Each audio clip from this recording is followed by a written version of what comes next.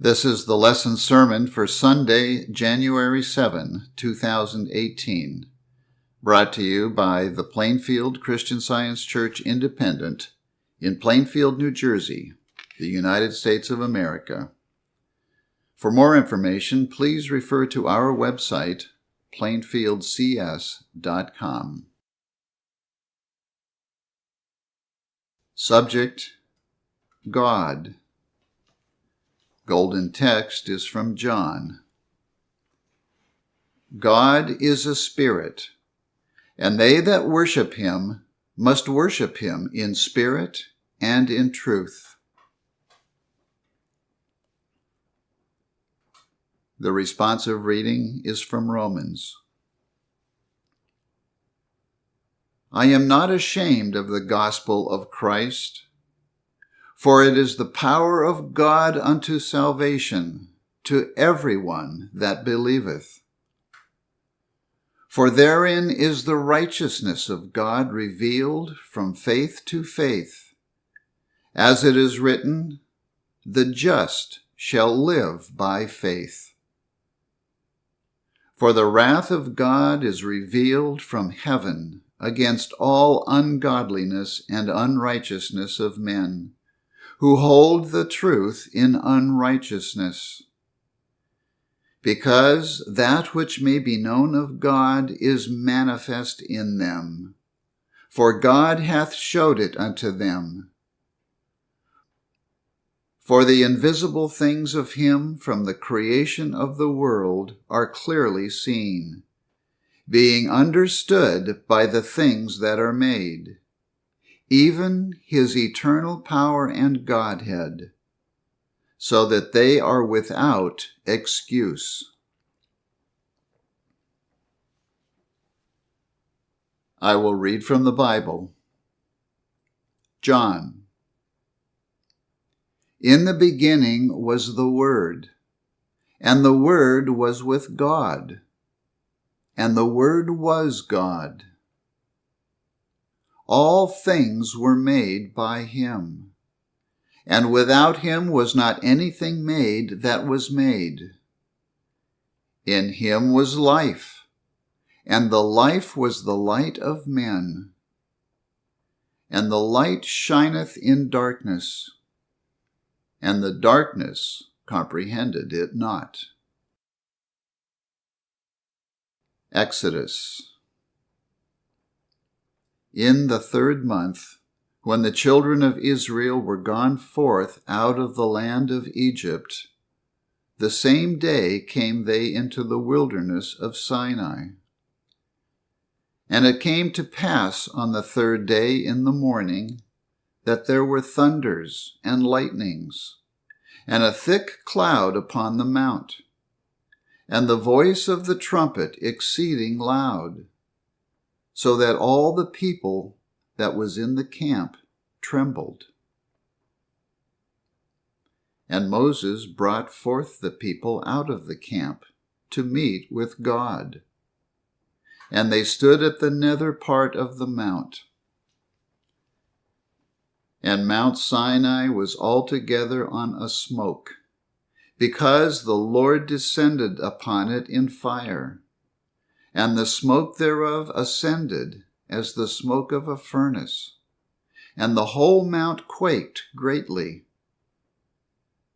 And when the voice of the trumpet sounded long, and waxed louder and louder, Moses spake, and God answered him by a voice. And the Lord came down upon Mount Sinai, on the top of the mount. And the Lord called Moses up to the top of the mount, and Moses went up. And the Lord said unto Moses, Go down, charge the people. So Moses went down unto the people, and spake unto them.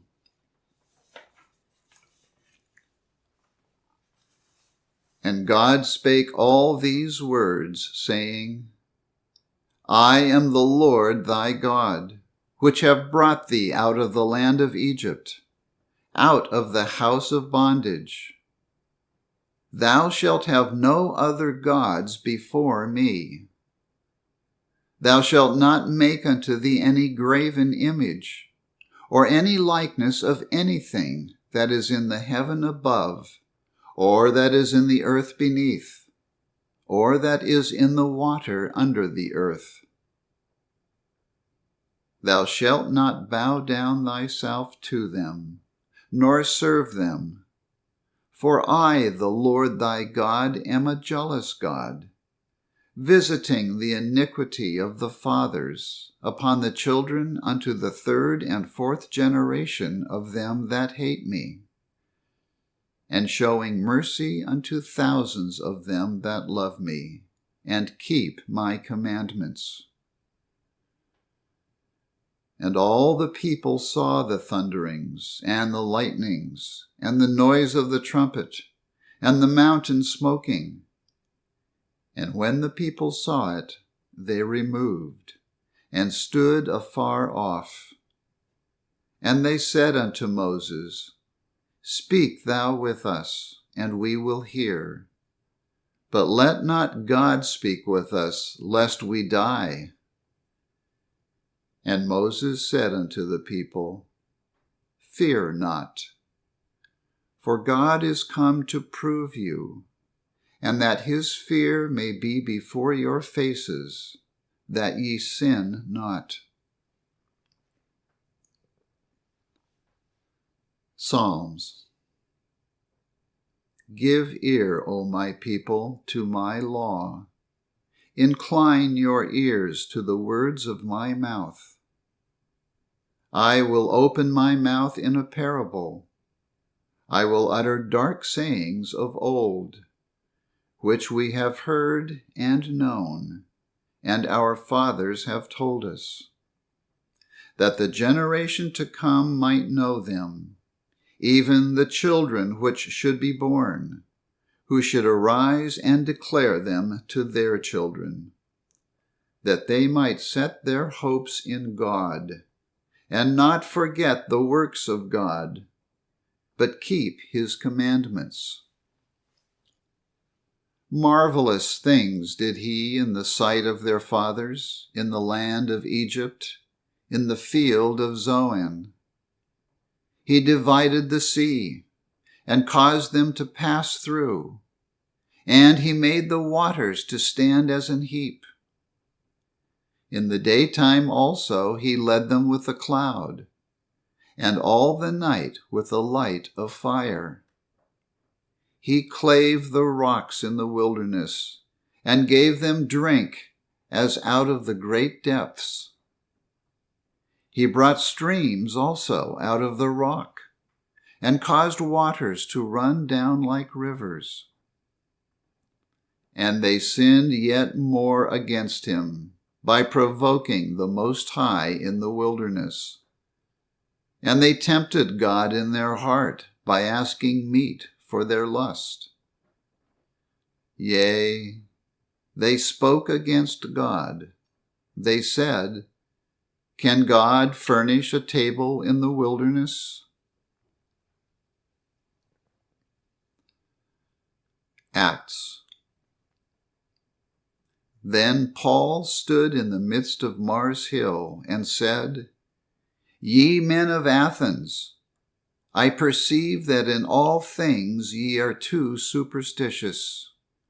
For as I passed by and beheld your devotions, I found an altar with this inscription, To the unknown God. Whom therefore ye ignorantly worship, him declare I unto you. God, that made the world and all things therein, seeing that he is Lord of heaven and earth, dwelleth not in temples made with hands, neither is worshipped with men's hands, as though he needed anything, seeing he giveth to all life, and breath, and all things, and hath made of one blood all nations of men, for to dwell on all the face of the earth, and hath determined the times before appointed, and the bounds of their habitation, that they should seek the Lord, if haply they might feel after him, and find him, though he be not far from every one of us. For in him we live, and move, and have our being.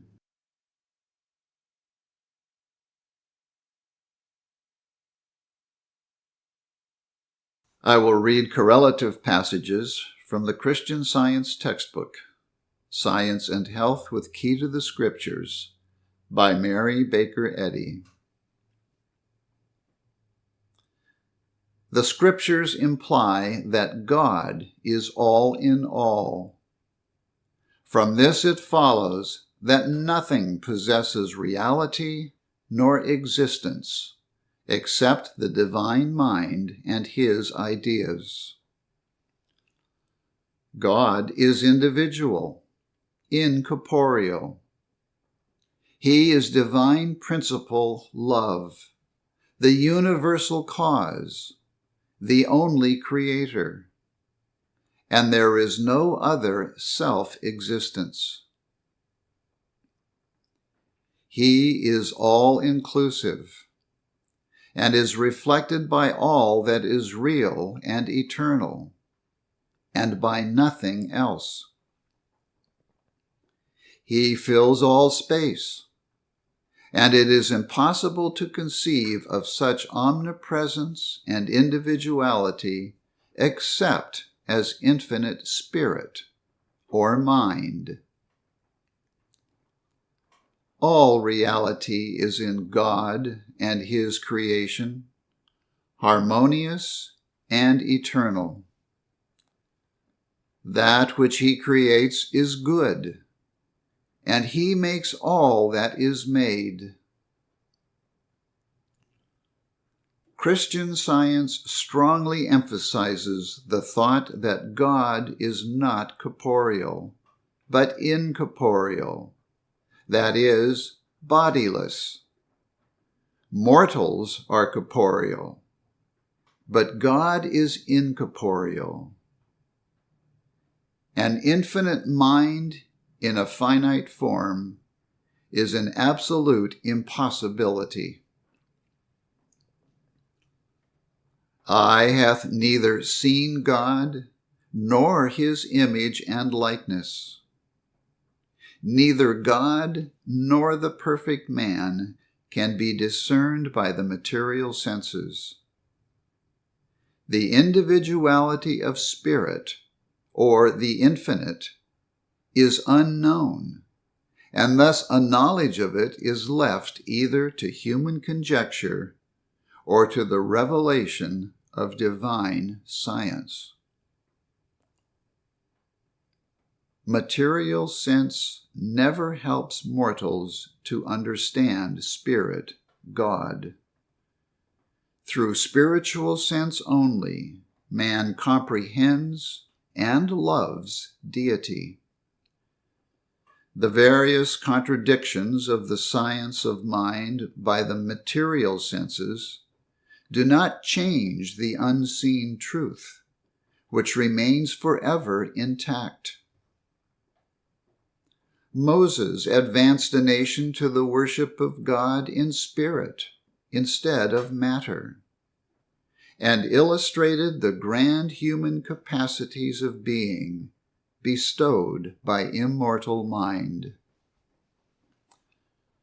The soul-inspired patriarchs heard the voice of truth and talked with God as consciously as man talks with man. God is spirit. Therefore, the language of spirit must be and is spiritual. Christian Science attaches no physical nature and significance to the Supreme Being or his manifestation. Mortals alone do this.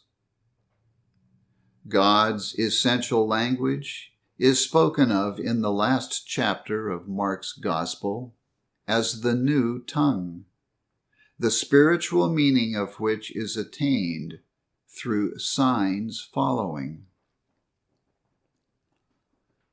Ear hath not heard, nor hath lips spoken the pure language of spirit. Our Master taught spirituality by similitudes and parables.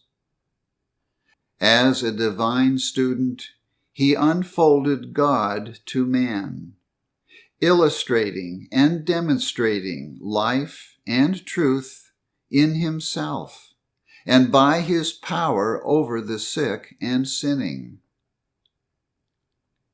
Human theories are inadequate to interpret the divine principle involved in the miracles, marvels wrought by Jesus, and especially in his mighty, crowning, unparalleled, and triumphant exit from the flesh.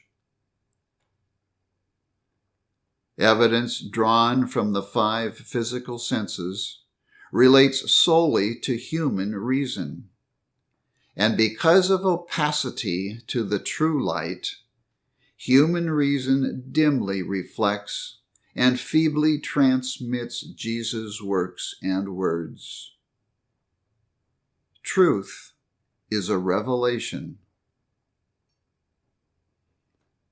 We cannot deny that life is self-sustained, and we should never deny the everlasting harmony of soul, simply because to the mortal senses there is seeming discord. It is our ignorance of God, the divine principle, which produces apparent discord, and the right understanding of him restores harmony. Truth will at length compel us all to exchange the pleasures and pains of sense for the joys of soul. There is today danger of repeating the offense of the Jews by limiting the Holy One of Israel and asking, "Can God furnish a table in the wilderness?" What cannot God do? The Father in secret is unseen to the physical senses, but he knows all things and rewards according to motives, not according to speech. To enter into the heart of prayer, the door of the erring senses must be closed. Lips must be mute, and materialism silent, that man may have audience with Spirit, the divine principle love, which destroys all error. Spirit, God, is heard when the senses are silent. One's aim, a point beyond faith, should be to find the footsteps of truth, the way to health and holiness. We should strive to reach the Horeb height where God is revealed, and the cornerstone of all spiritual building is purity. The baptism of Spirit, washing the body of all the impurities of flesh, signifies that the pure in heart see God and are approaching spiritual life and its demonstration. It is easier for a camel to go through the eye of a needle than for sinful beliefs to enter the kingdom of heaven, eternal harmony. Through repentance, spiritual baptism, and regeneration, mortals put off their material beliefs and false individuality.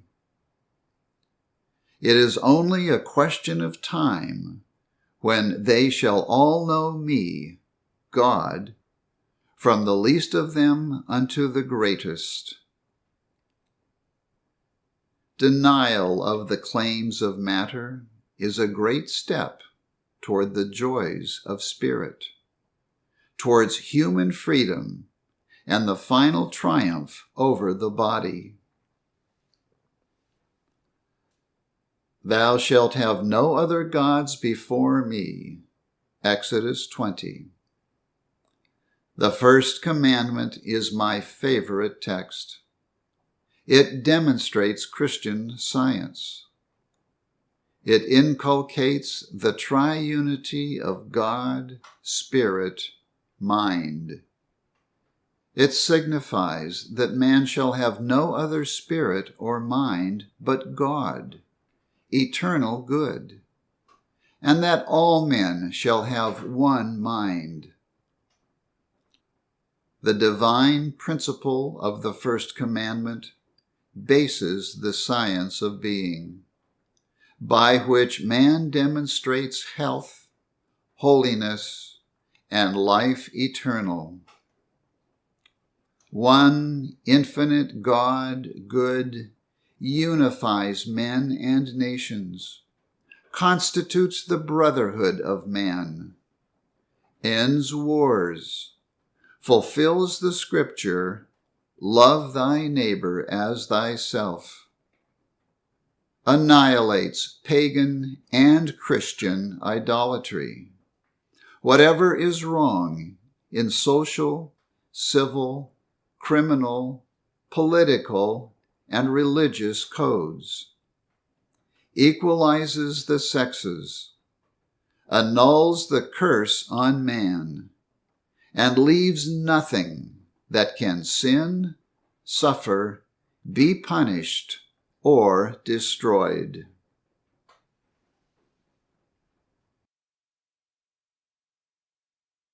I will now read the 3 daily duties given by Mary Baker Eddy in the Manual of the Mother Church. Daily Prayer. It shall be the duty of every member of this church to pray each day, Thy kingdom come. Let the reign of divine truth, life, and love be established in me, and rule out of me all sin. And may thy word enrich the affection of all mankind and govern them. A rule for motives and acts. Neither animosity nor mere personal attachment should impel the motives or acts of the members of the Mother Church. In science, divine love alone governs man, and a Christian scientist reflects the sweet amenities of love in rebuking sin, in true brotherliness, charitableness, and forgiveness. The members of this church should daily watch and pray to be delivered from all evil, from prophesying, judging, condemning, counseling, influencing, or being influenced erroneously. Alertness to duty. It shall be the duty of every member of this church to defend himself daily against aggressive mental suggestion, and not be made to forget nor to neglect his duty to God, to his leader, and to mankind. By his works he shall be judged, and justified or condemned. You have heard the Sunday lesson sermon prepared by the Plainfield Christian Science Church Independent. It is comprised of citations from the King James Version of the Bible and from the Christian Science textbook, Science and Health with Key to the Scriptures by Mary Baker Eddy. For more information, please refer to our website, plainfieldcs.com. Thank you, and have a blessed day.